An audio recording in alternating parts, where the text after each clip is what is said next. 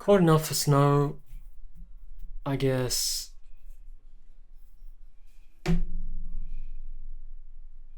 is about a mother and an adult daughter who visit Japan, and um, they talk. They Other people seem to think it's about care, um, connection. They think it's calm and unrelenting. They think it's uh, a mirror. They think it's uh, quite open, so each reader can sort of read deeply or not much. Uh, so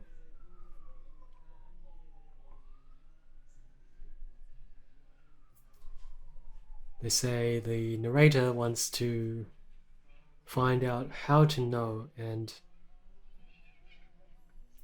be known. Um,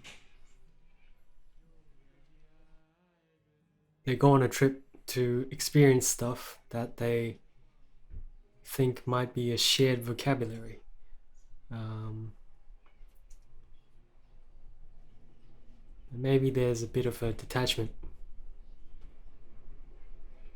And of course, there are many observations like color, temperature, light. Um,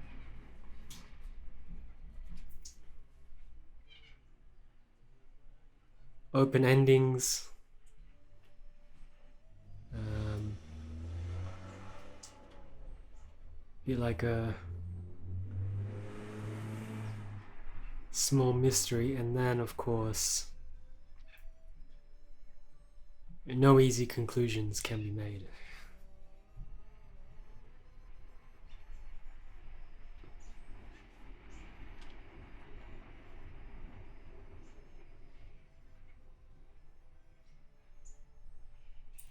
Maybe there's some ambiguity.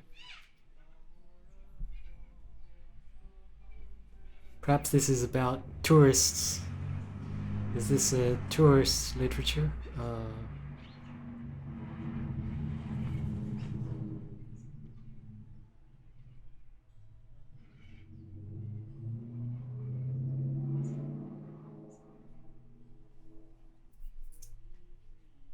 Muted prose. Eh?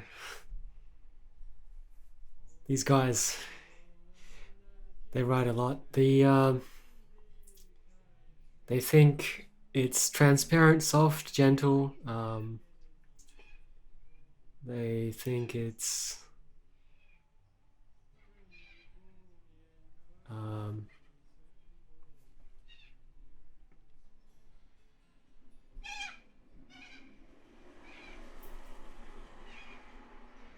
there's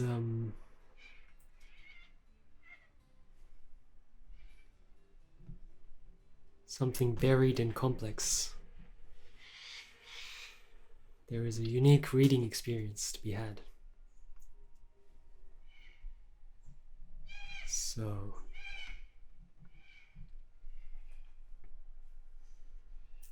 hidden memories. Seemingly ordinary, but perhaps significant. The mother's past is a mystery. The daughter's desire for a trip unclear. So what's the approach to human relationships? Well, does knowing about people's past help understand them?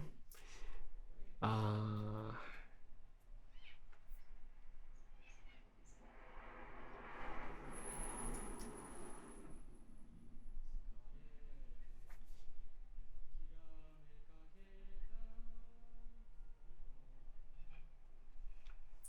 Perhaps reading too much into everything is just wrong.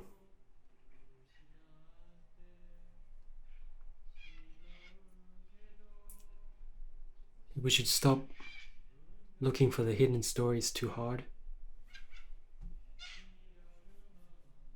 Does the vacation help the mother and daughter become closer?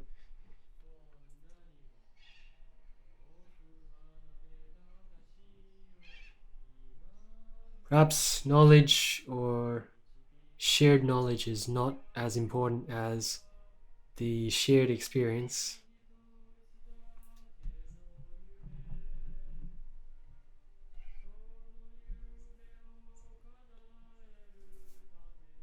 So,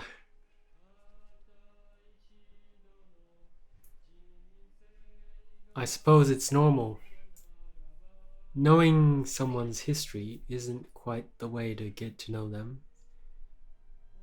It's more about being with them and the quality of care.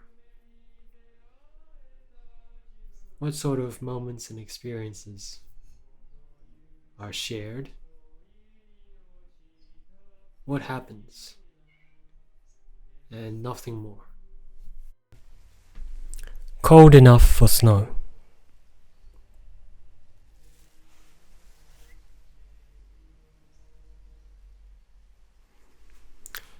When we left the hotel, it was raining. A light, fine rain, as can sometimes happen in Tokyo in October. I said that where we were going was not far. We would only need to get to the station, the same one that we had arrived at yesterday, and then catch 2 trains and walk a little down some small streets until we got to the museum. I got out my umbrella and opened it, and pulled up the zipper of my coat. It was early morning and the street was filled with people, most walking away from the station, rather than toward it as we were. All the while my mother stayed close to me, as if she felt that the flow of the crowd was a current, and that if we were separated we would not be able to make our way back to each other, but continue to drift further and further apart. The rain was gentle and consistent. It left a fine layer of water on the ground, which was not asphalt, but a series of small square tiles, if you cared enough to notice. We had arrived the night before. My plane landed an hour before my mother's, and I waited for her at the airport. I was too tired to read, but collected my bags and bought us 2 tickets for one of the express trains, as well as a bottle of water and some cash from the ATM. I wondered if I should buy more, some tea perhaps, or something to eat, but I did not know how she would be feeling when she landed. When she came out of the doors, I recognized her immediately, even from a distance, somehow by the way she held herself or the way she walked, without being able to clearly see her face. Up close, I noticed that she continued to dress with care. A brown shirt with pearl buttons, tailored pants, and small items of jade. It had always been that way. Her clothes were not expensive, but were chosen with attention to the cut and fit, the subtle combination of textures. She looked like a well-dressed woman in a movie from maybe 20 or 30 years ago, both dated and elegant. I saw too that she had with her a large suitcase, the same one I remembered from our childhood. She'd kept it on top of the cupboard in her room, where it had loomed over us, mostly unused, only brought down for the few trips she'd made back to Hong Kong, like for when her father died, and then her brother. There was hardly a mark on it, and even now it seemed almost new. Earlier in the year, I'd asked her to come with me on a trip to Japan. We did not live in the same city anymore, and had never really been away together as adults, but I was beginning to feel that it was important, for reasons I could not yet name. At first she had been reluctant, but I had pushed, and eventually she had agreed, not in so many words, but by protesting slightly less, or hesitating over the phone when I asked her, and by those acts alone I knew that she was finally signaling that she would come. I had chosen Japan because I had been there before, and although my mother had not, I thought she might be more at ease, exploring another part of Asia, and perhaps I felt that this would put us on equal footing in some way, to both be made strangers. And I had decided on autumn because it had always been our favorite season. The gardens and parks would be at their most beautiful then. The late season, everything almost gone. I had not anticipated that it might still be a time for typhoons. Already, the weather reports had contained several warnings, and it had been raining steadily since our arrival. At the station, I gave my mother her metro card, and we passed through the turnstiles. Inside, I searched for the train line and platform that we needed, trying to match the name and colors to what I had marked on the map the night before. Eventually, I found the right connection. On the platform, the ground had been marked to indicate where you could line up to board. We took our place obediently, and the train arrived within minutes. There was a single spare seat close to the door, and I indicated that she should sit, while I stood next to her and watched as the stations passed us by. The city was grey and concrete, dull in the rain and not entirely unfamiliar. I recognized the form of everything: buildings, overpasses, train crossings, but in their details, their materials, they were all slightly different, and it was these small but significant changes that continued to absorb me. After about 20 minutes, we switched to a smaller line and a less crowded train, and this time I was able to sit next to her, watching as the height of the buildings grew lower and lower, until we were in the suburbs, and they became homes, with white walls and their flat roofs, and compact cars parked in the driveways. It struck me that the last time I had been here, I was with Laurie, and thinking on and off about my mother. And now, I was here with her, thinking on and off about him, about how we had rushed around the city from morning to long after dark, seeing everything, talking in everything. Taking in everything. During that trip, it was like we were children again, and mad and excitable, endlessly talking, endlessly laughing, always hungry for more. I remembered thinking that I had wanted to share some of this with my mother, even if just a small amount. It was after that trip that I had begun learning Japanese, as if subconsciously planning for this journey. Our exit this time was on a quiet street in a leafy neighborhood. Many of the houses were built tight, right up to the road, but people had placed small planters in what small little space there was, with peonies or bonsai. We too had a bonsai when I was growing up, in a white square pot with tiny feet. I don't think my mother would have bought one, so it must have been a gift that we kept and tended for a long time, a very long time. For some reason, I remember disliking it as a child, perhaps because I thought it looked unnatural or lonely. This very detailed, tiny tree, almost like an illustration, growing alone when it looked like it should have been in a forest. As we walked, we passed by a building with a wall of translucent glass bricks and another whose surface was the color of mushrooms. Ahead of us, a woman was sweeping some leaves up from the street and putting them in a bag. We spoke for a while about my mother's new flat, which I had not yet seen. She had recently left our childhood home and moved to a small building in the outer suburbs, which was nearer to where my sister lived and closer to her grandchildren. I asked her if she liked it there, if there were the right shops so that she could buy the food she liked, if her friends were near. She said that the birds in the morning were very loud. She had thought at first they were children screaming and had gone outside to try and listen better, to check if everything was okay. Then she had realized that the sound was birds, but when she looked for them in the trees, she had not seen them. Out there were big blocks of land, freeways. You could walk and not see anyone, despite all the houses around you. I noticed that there was a park coming up ahead and checked the map on my phone. I said to my mother that we should go through it. The distance to the museum would be about the same. Somewhere along the way, it had stopped raining and we lowered our umbrellas. Inside, the park was vast, with a dark canopy and winding paths. It was the way I had imagined parks to be in my childhood, wooded and dim and wet, a world within a world, We passed an empty playground with a metal slide with blue metal edges, whose surface still held big, fat drops of rain. A series of small streams wound their way through the trees and crossed and separated and crossed one another again. Flat stones broke the water, like tiny gorges or mountains, and here and there were small, narrow bridges, the kind you often saw in postcards or travel shots of the East.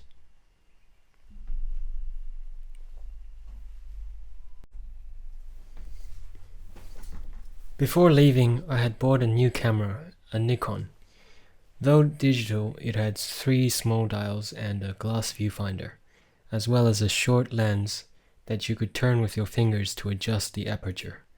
It reminded me of the camera my uncle had used to take family photos during their youth in Hong Kong. My mother still had some of these images. I looked at them often as a child, listening to the stories that went with them, fascinated by the spots of color that sometimes caught there, like a drop of oil in water, burning a bright hole in the surface. To me, the photographs seemed to have an old-world elegance about them, with my mother and uncle posed almost like a traditional husband and wife, she seated and he standing behind her shoulder, their hair set in a certain way, wearing a patterned dress or pressed white shirt, with the streets and skies of Hong Kong looking sultry and wet behind them. After a while, I forgot completely about these photos, and only discovered them again years later, when my sister and I were clearing everything out of my mother's flat in a shoebox filled with yellow envelopes and small albums. I took out the camera now, adjusted the exposure, and fell back with my eye to the viewfinder. My mother, sensing the change in the distance between us, turned and saw what I was doing. Immediately, she assumed a stock pose, feet together, back straight, hands clasped. "Is all this all right?" she asked me, "or should I stand over there, nearer to that tree? Actually, I had wanted to catch something different, to see her face as it was during ordinary time, when she was alone with her thoughts. But I said it looked good, and I took the photo anyway. She asked if she should take one of me, but I said no, that we had better move on. In the weeks leading up to the trip, I had spent many hours searching various places. Shrines, wooded parks, galleries, the few old houses left after the war. Thinking all the while of what she might like to see.